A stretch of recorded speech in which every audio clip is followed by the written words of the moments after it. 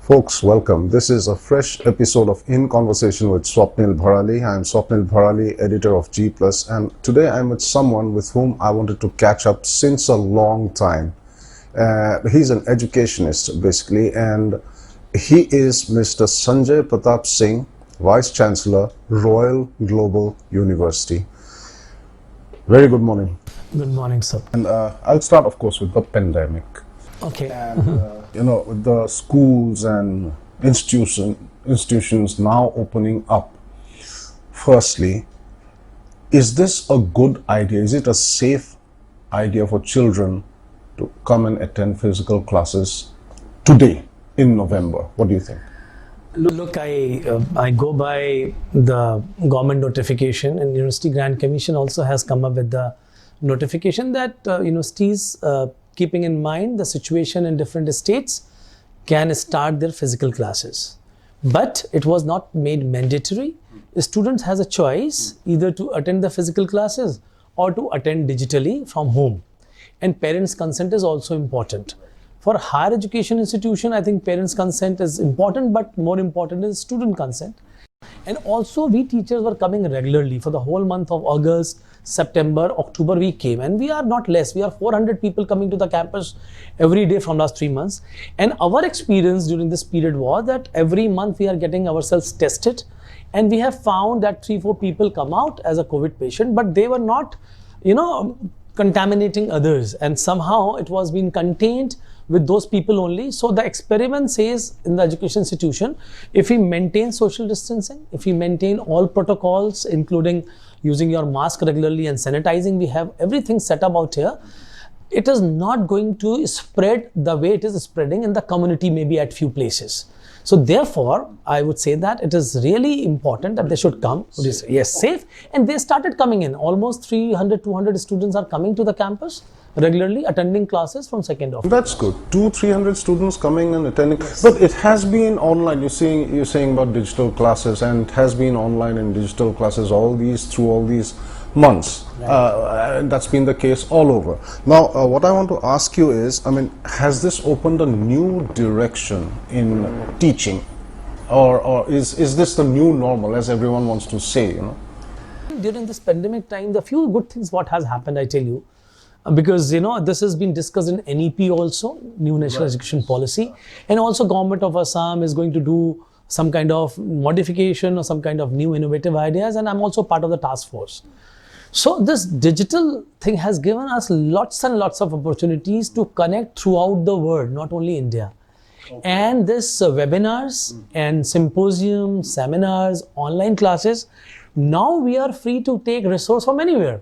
We can have a professor from Stanford, Harvard to teach our course. And this has become a new normal. When it comes to higher education or specialized learning, that students leave Assam and go and pursue such things outside the state, wherever that may be, in Delhi University, elsewhere. What do you think? Is Assam equipped enough to provide that kind of higher education now, or is it coming in the future? And how has RGU tackled this challenge? What's the experience like?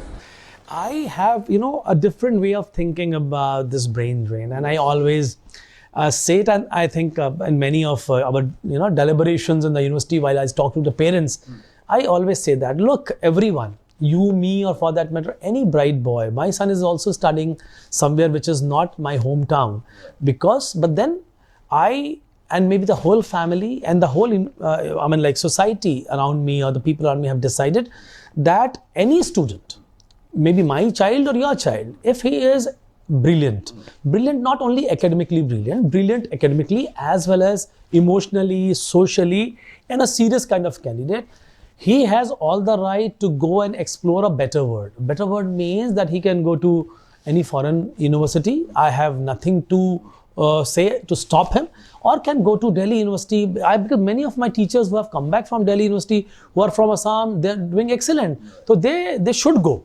I never think of stopping them. How about elevating Assam's education scenario to a world-class level, and what are the challenges? What's RGU doing in that regard? Okay.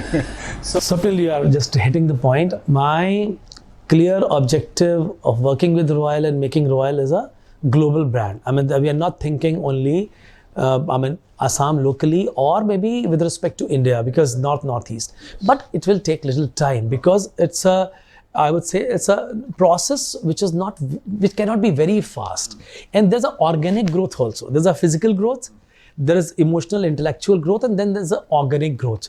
So we are in the same direction. I have probably worked with best of the institution in the country. I was Vice-Chancellor of MIT Raipur, established MIT Mumbai. So, and I've seen Manipal working, Symbiosis, I have friends, Vice-Chancellors, and I mean, they are not, I would say 2 steps higher than us. They may be just a little higher than, because half a step, because they have established themselves 15 years back, 20 years back, and they got that time when they could bring in and groom themselves and bring in good kind of people to flourish. We are in the same direction. And another few years, I will not take 10 years, I will say another 2-3 years, we will be of their standard, there's no doubt about it, with respect to research, rigor, culture, and thinking of the student to do something extraordinary and innovative. You, Mr. Singh, are totally in conformity with the new national education policy and its recommendations. Wonderful to hear that. One thing I want to add, because once I say in conformity, at times people, confuse with my statement. I want to clarify. Please. I want to clarify that conformity, because this NEP has given a timeline. This is not to be done today or tomorrow. It depends upon the level of the institution, culture of that institution, and location of that institution. The institution will be asked to do certain things as per the part of NEP, maybe next year, maybe after 3 years, maybe after 5 years, maybe after 10 years, maybe after 15 years. Any new additions that you want to make in terms of a field of education? Any new department? Last year we have offered many new courses. In that, one very important course was BSc Aviation with CPL, CPL license, pilot license. And it is at the 2/3 cost of the total normal cost of the CPL, which normally students go from India and do it at USA or Australia. Wonderful. Thank you, Mr. S.P. Singh, Vice-Chancellor of Royal Global University. Folks, I hope you enjoyed that. It was very insightful, giving a glimpse into the educational scenario of Assam and one of the top institutes that's propelling the whole education scene forward.